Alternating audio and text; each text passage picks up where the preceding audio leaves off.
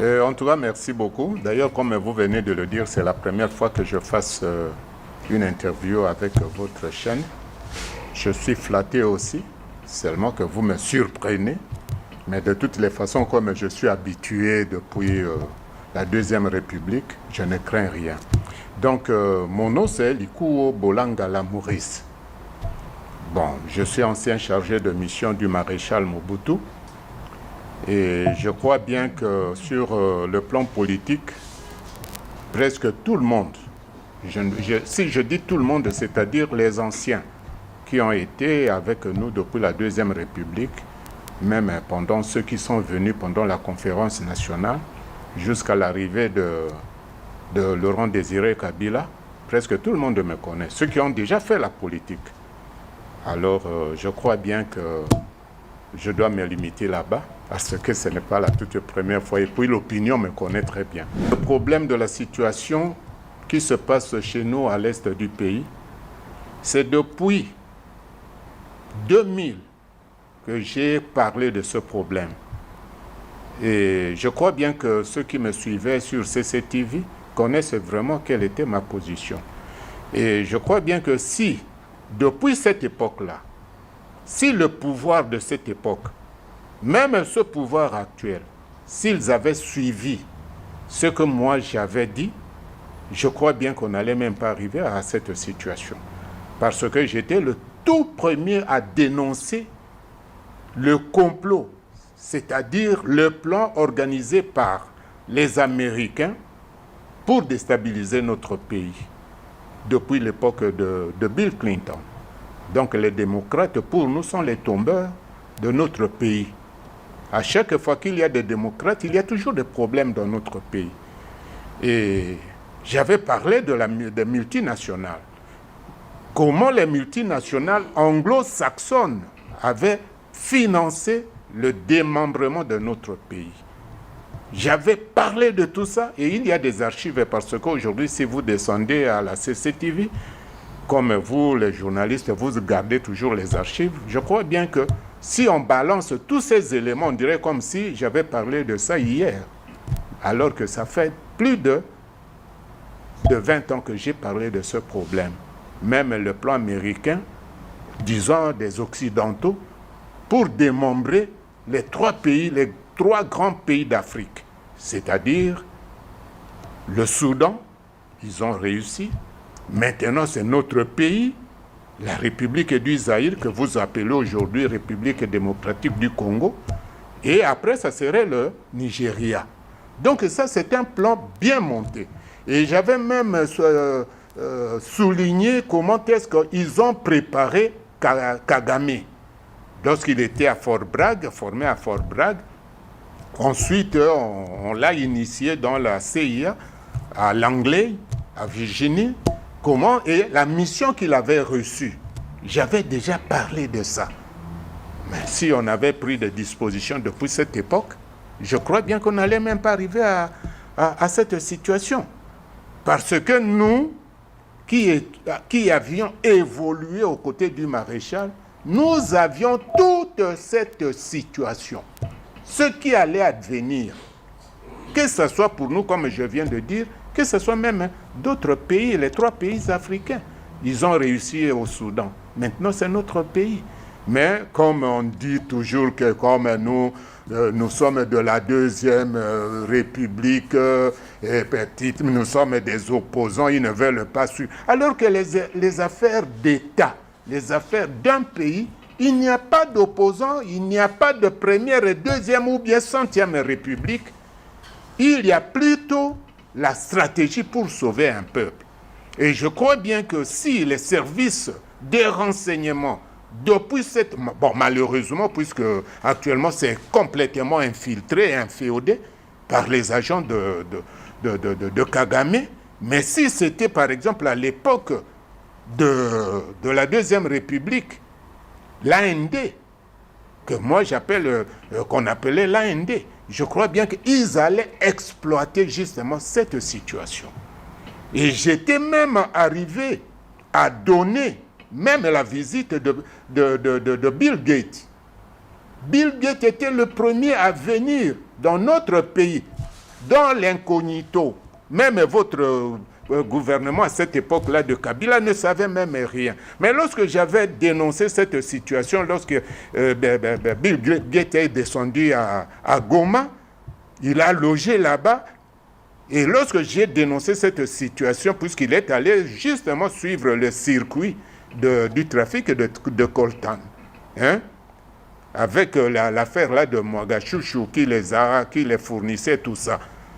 Mais lorsque j'avais dénoncé ça, heureusement que les services, vos services à vous actuels, l'ANER, avaient dépêché des agents là-bas pour vérifier si cette affaire était vraie. On m'avait dit, parce que nous avons quand même des antennes presque partout. Et ils sont arrivés, ils ont trouvé que c'était vrai. Mais après combien de mois? Après tout un mois. Alors qu'ils ne le savaient pas. Donc vous voyez bien que c'est une situation qui est connue, que moi j'avais déjà parlé. Même vos ONG là, comme le World Life Food, tout ça, toutes ces ONG là sont les services secrets du renseignement militaire américain. J'ai même dénoncé les noms de leurs responsables qui se trouvaient même dans les parcs de Virunga pour les gorilles, pour ceci, cela. Mais non, ils étaient là-bas pour une mission bien déterminée. Mais ils ne m'ont pas suivi. Voilà la situation là où nous nous trouvons actuellement. Merci beaucoup, Maurice. Et j'ajoute encore une chose, s'il vous plaît, puisque je risque d'oublier, vous m'avez surpris, même le problème des zones tampons. Les zones tampons, la zone tampon, c'est moi qui avait même soulevé ce problème avant même que cela se réalise. Je leur avais dit que voilà dans la stratégie, on va vous obliger de créer une zone tampon. N'acceptez jamais, si vous créez la zone tampon, c'est-à-dire c'est déjà la concrétisation de la balkanisation.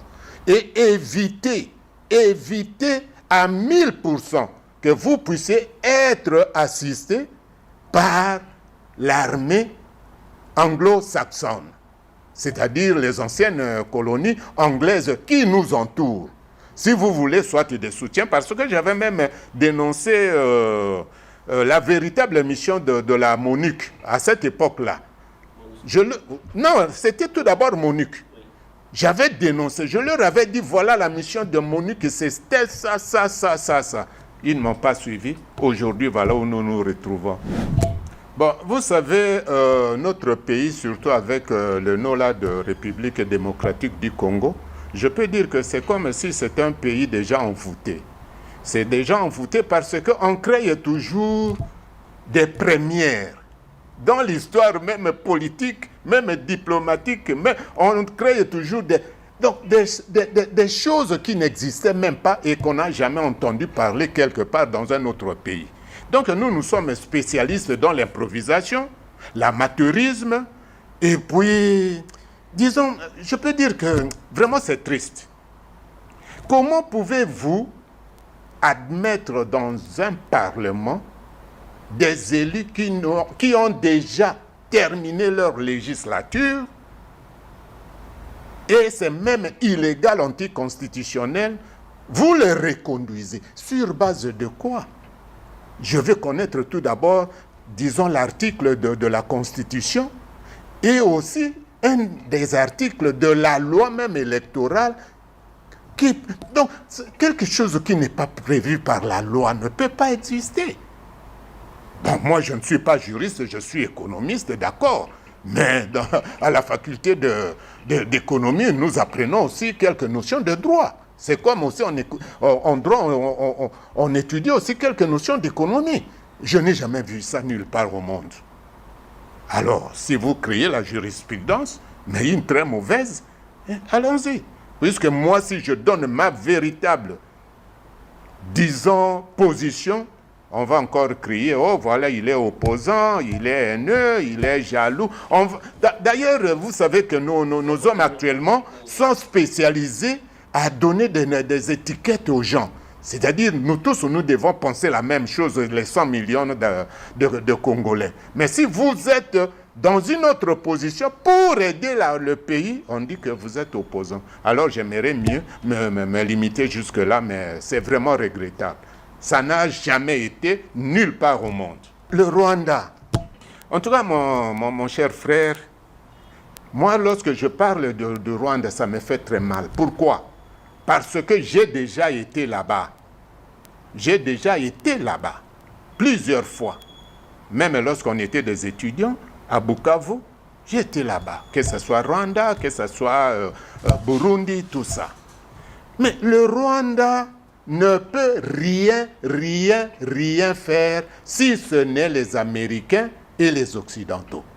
Donc, comme vous voyez Kagame, comme je vous avais dit, la mission de Kagame, ça ne date pas d'aujourd'hui. Ça date depuis sa formation. Même lorsque vous parlez de l'attaque de l'avion Falcon qui avait tué Habyarimana, tout ça. Mais j'avais même parlé de ça.